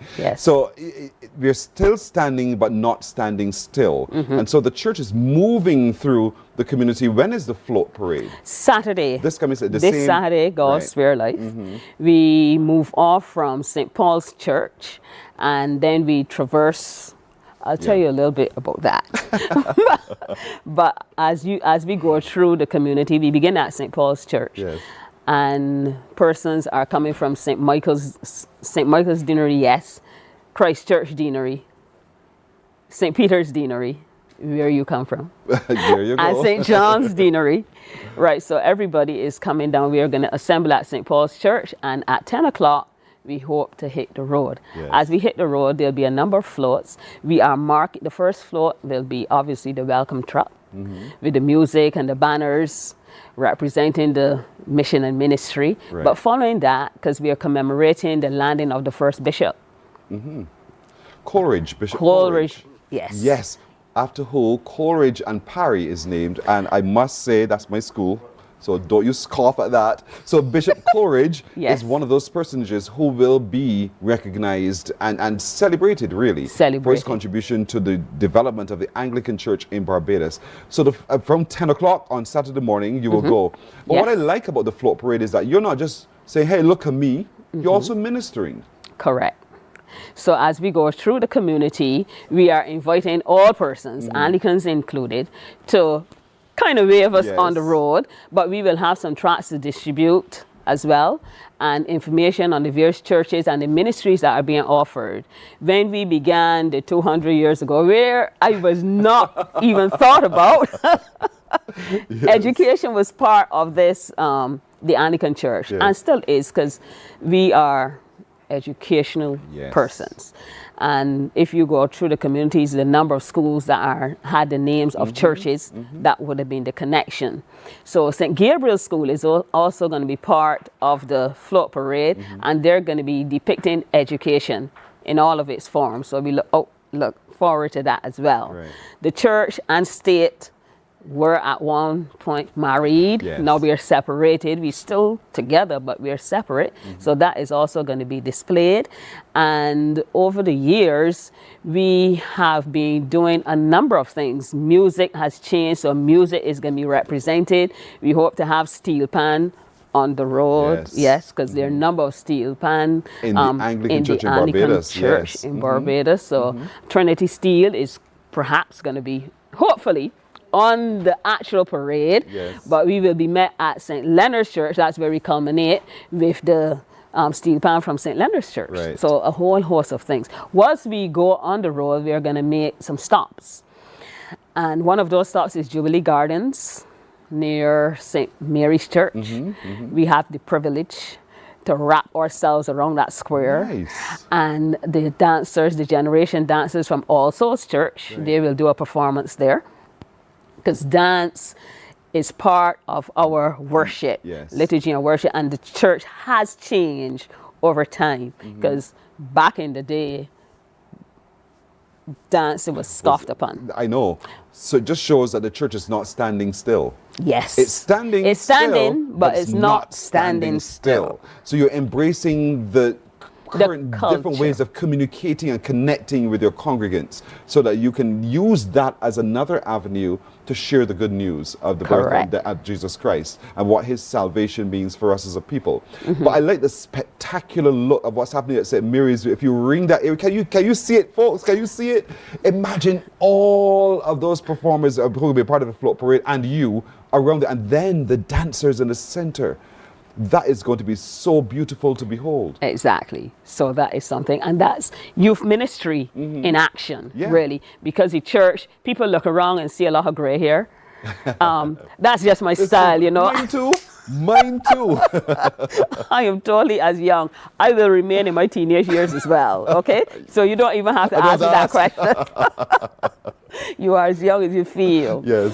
Okay, so we will do that performance there, and then we go on our way again. As we move along our way, ministries like the Church Army will be represented. So they sent me a clip of a person they've made, and they're having a song. You know, we used to do cottage meetings, quite a number of cottage meetings, when parishioners are not well or have not been at church for a while. Church Army, they're usually ladies in white, gentlemen to the white shirt jack. They'll go around to the houses, and they would have the megaphones and share. So that is going to be one of the floats as well. So the evangelism is alive and active. It's just being done in a different way. We think you just stand at the street corners, but this float parade is actually a tool of evangelism, because sometimes we can show you better than we can tell you. Yes. So once you see the images, I hope that this will create the excitement, or even cause persons to stop, stand still, ask a question. What is this about? Who are these people? And because the question is asked, the seed is planted, the conversation can begin, and we can talk about the peace and joy that we receive from God, and how we have the ability to share our gifts and skills and talents, because all of the creativity is coming out. Yes. I can well imagine. But as you were describing it just now, I kept thinking, Jesus went into communities. Jesus didn't stay in a synagogue anywhere and said, hey, come to me. He was in the community among the people. And as he went, others shared the good news of the experience they had in his presence. And so that's exactly, I think, what you're seeking to do with the float parade, as well as you visit different communities and people get to see the work of the Anglican Church and the benefit of worshiping with the Anglican Church. They are compelled to want to be a part of it, not standing still, but they're standing still. And that's the thing. So lest you forget, there is a place for you at the Anglican Church. Lest you forget, there is a reason for you to visit the Anglican Church and be a member of the Anglican Church. Lest you forget, there's something for the children and everyone of all ages to be engaged with the Anglican Church. And that's part of the message, I suspect, that you're sharing as well. Definitely. And when my production crew said, amen, Lord. I want to tell you about the route. Yes, go ahead. Yes, I actually have the route that we are going to take, and I would like to share that with you, so that persons who are listening, and I imagine the whole of Barbados is listening at this point. So we're going to leave St. Paul's Church and make our way, turn on to Beckles Road, continue along Beckles Road and going through Kerwins Avenue. So all that is in the Bayland community, down Chelsea Road and on to Highway 7. Right. Our first stop is going to be in the vicinity of Bronx Beach, because when the ship arrived 200 years ago, that is where Bishop Coleridge got off? Oh, really? in that vicinity. And then they processed to the Cathedral Church. So we're going to make a stop there by that open window in that area, do a prayer, and then we move on and turn on to Fairchild Street, Bridge Street, onto the Wharf Road, Hink Street, turning Prince Alfred Street. And come around by St. Mary's. Yes, and come around by St. Mary's. Thank God I could read. Thank God for the Anglican Church in terms of education, because I'm reading, but I really Yes. You're getting through good. You're getting through good. I see where you are. I can see where you are. So we have the map up on the screen as well. So as you're sharing, folks are watching and they're seeing the route. Yes. So wherever you are, we want you to connect with us and stand still for a moment. Exactly. And then we move on. So this is what is going to happen. We're going to go up Robert Street, onto Hinesbury Road, Right. past the Globe. I need to say that because the Globe Cinema, I Yeah. used to go to the Globe Cinema to actually watch movies. Just yesterday, you know. You're still a teenager. Yes, we're still teenagers. And then we will end up on Baxter's Road. Yes. And through the street, making the right onto Chapel Street, Prince Alfred Street, Lower Broad Street. So we're going up, twist and turn, and making the right onto George Street, onto Cumberland Street, Cheapside Road, that's all of that. And then we are on to Frank Worrell Roundabout, the Black Rock Main Road, onto Eagle Hall, and Highway 1 onto President Kennedy Drive. And then you're going to stop at St. Leonard's Church. And we're going to come in there at St. Leonard's Church. And a big rally. Oh, so what I want persons to do, Anglicans, whosoever will. May come. Yes, because you know that in our church, especially on Palm Sunday, some of us do some street processions. Yes. So we want you to meet us at the corner of Eagle Hall. Okay. And join the procession. Join the procession. Follow the parade into St. Leonard's Church. And when we get there, Jerusalem. Let us go to God's house. Yes. Exactly. So we're going to go around there. Yes, yes. And on to St. Leonard's Church. Parking is available for persons in the area. So you can actually begin with us at St. Paul's Church. Those who are not on the actual parade can go ahead of us and park at St. Leonard's Church and or Westbury School. Right. Parking has already been organized. And when we enter into St. Leonard's Church, we will be greeted by the Barbados Land Shit. All right. Yes. The Barbados Land Shit is part of our presentation as we do the rally. The bishop, of course, as head of our diocese, will give an exciting word, brief, because the rally is we were on the road since 10. Yes. And everything is going to be climaxed by 2 o'clock. Right. So we're going to have this exciting time. When we get to the rally, we're going to have more presentations from our people. St. Peter's Deanery are hoping to do a skit which gives us a little history about some of the things that happened way back then. So that is going to be on display or show performance. They're also going to be dancing again. And then we're going to have sign language. Because, you know, I'm not sure if we even consider it, but more persons need to learn sign language so that we can communicate. With those who are deaf or hard of hearing, they need to be included. And so the church, in its inclusivity thrust, is providing that service as well. So that those who are deaf or hard of hearing, that's what they say to call it, not hearing impaired, deaf or hard of hearing, that they can too be a part of it and get the good news. You know, the world isn't coming to an end until it's shared with all corners of the earth. With all corners. And to all people. So I'm glad that you're able to incorporate the use of sign language in your ministry as well. So it's going to be fantastic this coming Saturday, folks. 10 o'clock in the morning, setting off from St. Paul's Anglican Church, winding its way through all of the deaneries of the Anglican Church will be there. So all Anglicans, non-Anglicans, engage in this spiritual expression, really. And we want you to be a part of it indeed. It's going to be fantastic. Ends with a rally at St. Leonard's Anglican Church at roughly around 1 o'clock or so. They'll be there. The float parade will be there. But as they come by, don't just take the tract and throw it away. Take the tract and read it. Take the tract, ponder upon it in your heart, like Mary did. Yes. And take the tract, and do something about what you're being asked to do. It will make a world of difference to your life's experience.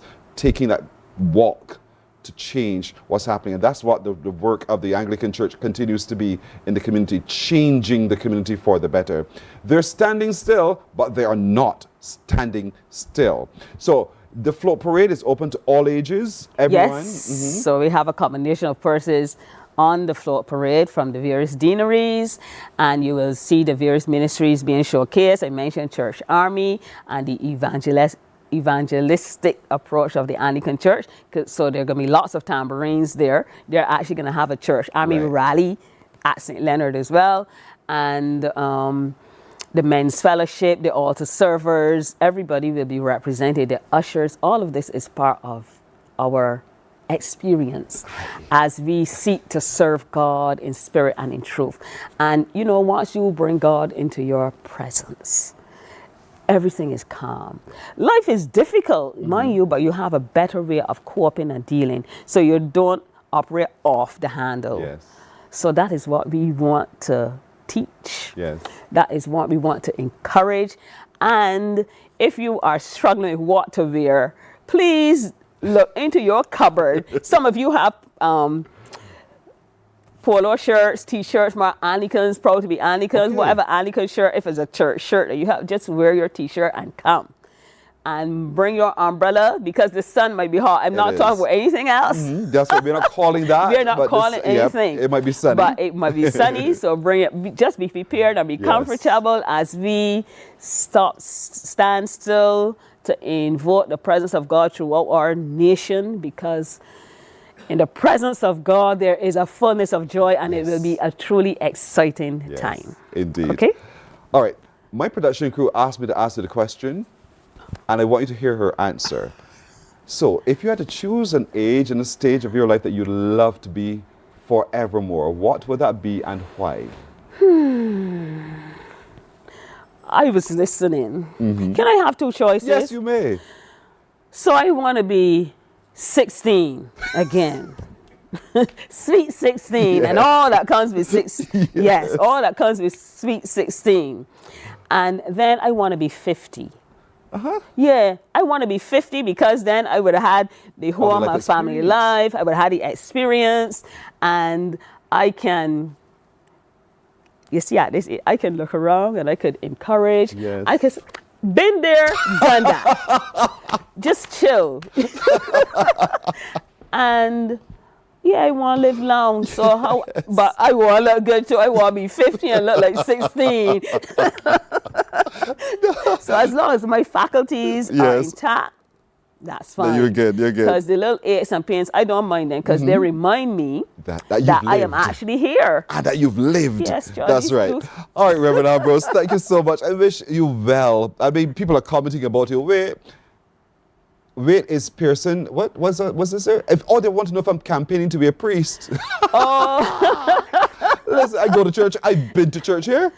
So and he sings in the Bartless choir. That's and right. They sing heavenly, and they also sung heavenly as well. Bless you. Thank you very much. Singing is important. Music is important. It's just awesome. That's right. Yes. Well said. Okay. Thank you so much. All the best. Thank you too. The flow parade is this Saturday, folks, leaving St. Paul's at 10 o'clock in the morning, and we're heading to St. Leonard's Anglican Church for a big rally from around 1 in the afternoon, but they're coming to a community near to you. As they do, let's engage. We're coming back right after this. Morning, morning, morning. Good morning. Good morning to you.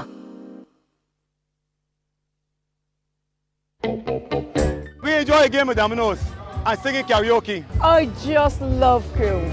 When you love me just a little bit longer. You get to relax and have a drink and listen to some nice music. It's something different. It's spectacular. It's fabulous. You know, it's a different feeling altogether. I never feel so good in a party yet. Follow me to Q in the Community this Thursday. So good in a party yet. You know why? While you go about your business, we go about our business, and that is gathering the news. Stay up to date at CBC News Barbados on Facebook, Instagram, and Twitter. Get news update on radio throughout the day. And join us for the CBC News Night at 7 every night. CBC News team is on the job and bringing you the news. There is a saying, you can find a Bajan anywhere. Are you a Bajan living abroad? Or do you know of one who has migrated to another country? Well, we at Mornin Barbados would love to have you or them on our Bajan Affair segment. Share your amazing stories, experiences, and how you have adapted to a new culture. Send us an email to morninbarbados@cbc.vb, and together we will travel the world.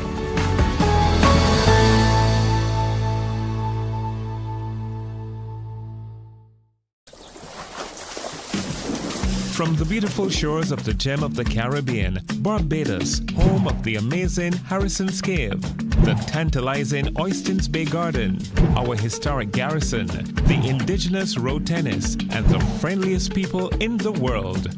We are 94.7 FM, the ultimate Bajan experience. My friend, you don't plan to get it? Oh, Barbados. Hey, I'm KB Clean. Join me 6 a.m. until 10 a.m. right here at 94.7, the best and ultimate Bajan experience. My show is called Bajan to the Bone. Don't miss it, Bajan to the Bone. Weekdays right here and only here on 94.7.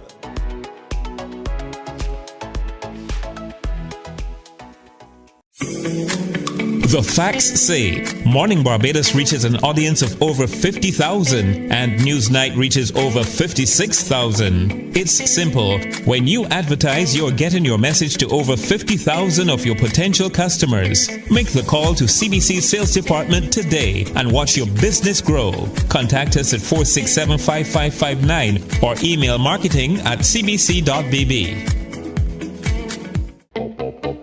We enjoy a game of dominoes and singing karaoke. I just love cruise.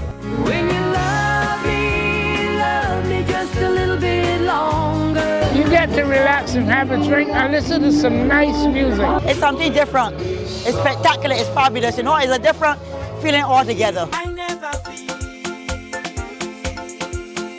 so good in a party yet. Follow me to Q in the Community this Thursday.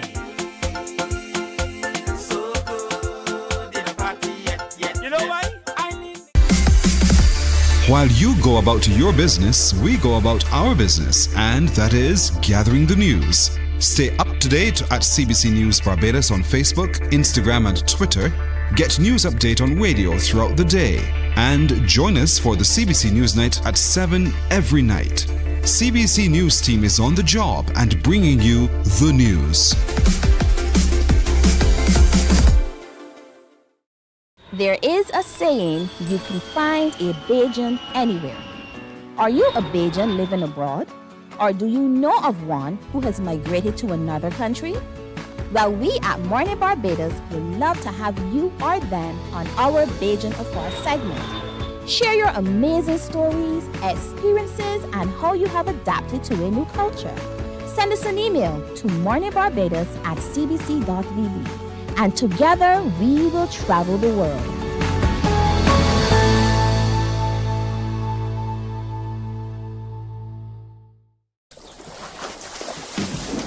From the beautiful shores of the gem of the Caribbean. Morning, morning, good morning.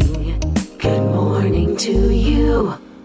10 to 8 o'clock now. As I told you at the top of the show, we have winners. We have winners this morning indeed. They've come out of the Harris Paints Electing a Champion Road Tennis Junior competition. And so joining me also on stage are the big people. We have with us Frederick Blunt, who is the president of the Barbados Road Tennis Association. And next to me is our girl, Juanita Yearwood. Good morning again to both of and all of you. Good morning. Good morning. Now, firstly, congratulations, winners. Thank you. Good. Frederick, take the mic from the young man here. How did that feel? Oh, you have on yours. Sorry. How did that feel to know that this competition has gone so well? It was a pleasure because we have been working very hard over the last 3 years to improve the standard of junior road tennis in Barbados. Because what we have realized is that at least 80% of the players in Barbados are actually over 40. So we need to remain competitive. And the Barbados Road Tennis Association, we started our junior program under the former president, Mr. Patrick Craigwell, and we've continued. And I'm very pleased to see the standard has risen to this level. Oh, they've played by heart out. And so Niall Bushell goes to St. Giles Primary School, and you won. How was it for you? It was quite a surprise for me. Congratulations. And so how often do you get to play road tennis? Use the mic. About 4 times a week. 4 times a week? Put the mic, keep the mic up there. You see how my mic is always right here by my mouth? You keep yours by your mouth, all right? So 4 times a week, do you get to do your homework? Yes, sir. How old are you? 11 years old. Oh, you're getting ready for the common entrance? Yes, sir. And you still play road tennis? Yes, sir. Good man. I'm glad you're doing the balance indeed. Pass the mic on to the person next to you, which is Jakara Archer. Jakara, you go to the Aline School. How old are you? 11. You've just gone you're in first form. Yes, please. And you know, oftentimes you think girls playing road tennis. How come you got involved in playing road tennis?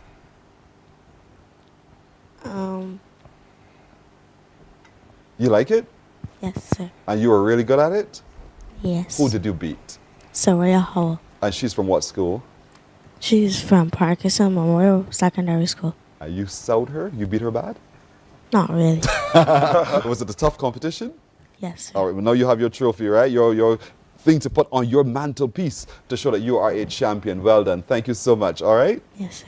From the Ellerslie School is Zion Moore. Zion, good morning to you. Good morning. And how old are you? 14. 14. And what class are you in? Third form? Fourth. You're fourth form? Speak a little louder for me. I told you I'm a little half deaf, so don't forget. So you're in fourth form, and so playing road tennis is a passion of yours as well?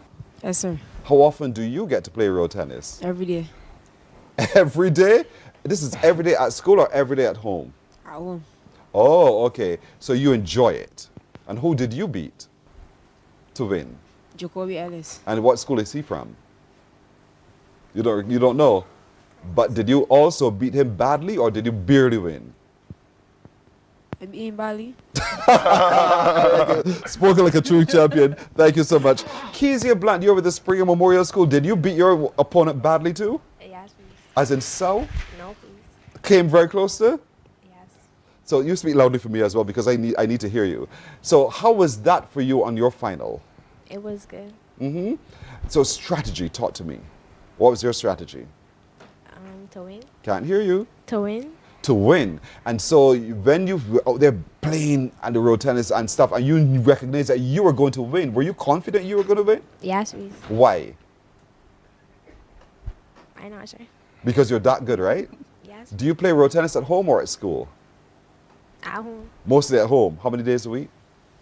I don't play road tennis like that. You don't play road tennis anymore? Like that. How do you play road tennis then? I mean, like in practicing. You I don't practice. like You that. just play when there's a game on and you just see the boys and you go to play with them. Yes, please. And you think you could beat some of the boys as well? Yes, sir. I like how proud you are, girl. Thank you so much.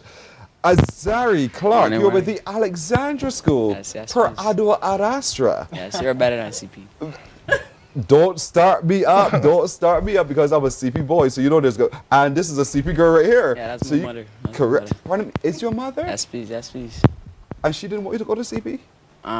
Or you didn't want to go to CP? I didn't want to go CP because my aunt and siblings actually go to Alexandra. Well, all of them. Most of them. Oh, so you want to keep that tradition? Yes, please. Fair enough. I can't fault you for that, but I'm sorry that you went. Just kidding you.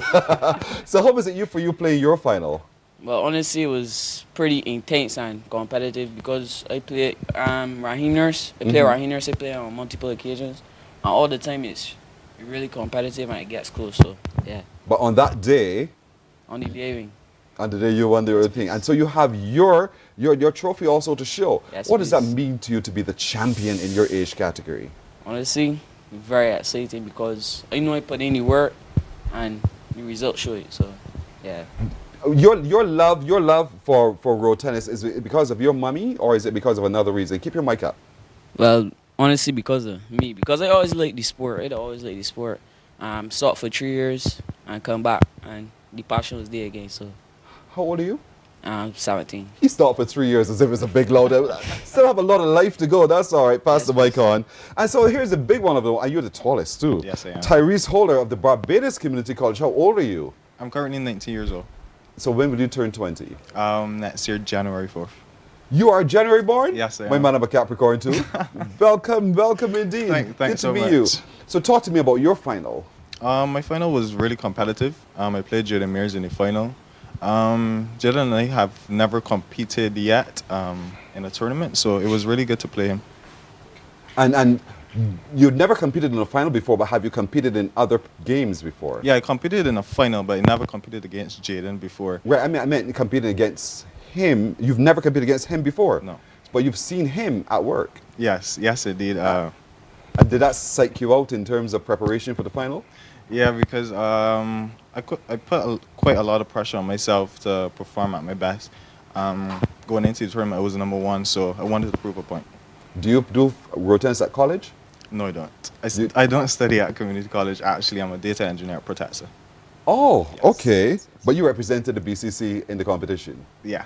All right, my man. Juanita now, she has her microphone. Talk to me, because pulling this all together, now seeing the work, the finished product, how does it make you feel at the end of it all? I am absolutely proud of how the tournament went and with the performance of all these young people. They put in a lot of work, and I can attest to that. When we saw the competition yesterday, it was excellent. I'm telling you, I mean, when we met on Monday, was it? Or Friday? It was last week, Friday. Right, someday on Friday last week. I said, I need to meet these champions. I'm so excited to see that there are some girls who've won, as well as some boys. And so talk to me about the development of girls in the sport of road tennis. We still trying to put a lot of work in there. So we're going into the schools and we're going into the communities, especially with the Pine community. Our former vice president, he has created a whole group of children coming in from the Pine, and he's bringing a lot of young girls from the primary school. So they've improved quite a lot. Mm-hmm. So Frederick, now this puts pressure on you, because the Road Tennis Association now has to make sure that you top this and do even more. What's in the pipeline? Well, we have another tournament coming off in April, our Easter tournament. Mm-hmm. We also want to have a secondary school competition for all 21 secondary schools.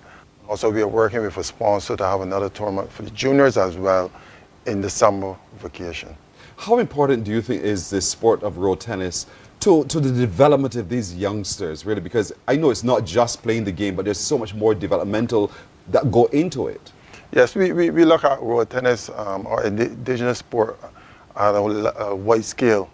Because coming out of COVID, you know, a lot of the children were not playing, and they were just at home and on tablets and the computers and stuff like that. So what we are trying to do is to bring out the children and get them a lot more active. And then, you know, we have the problems in Barbados with the crime and violence.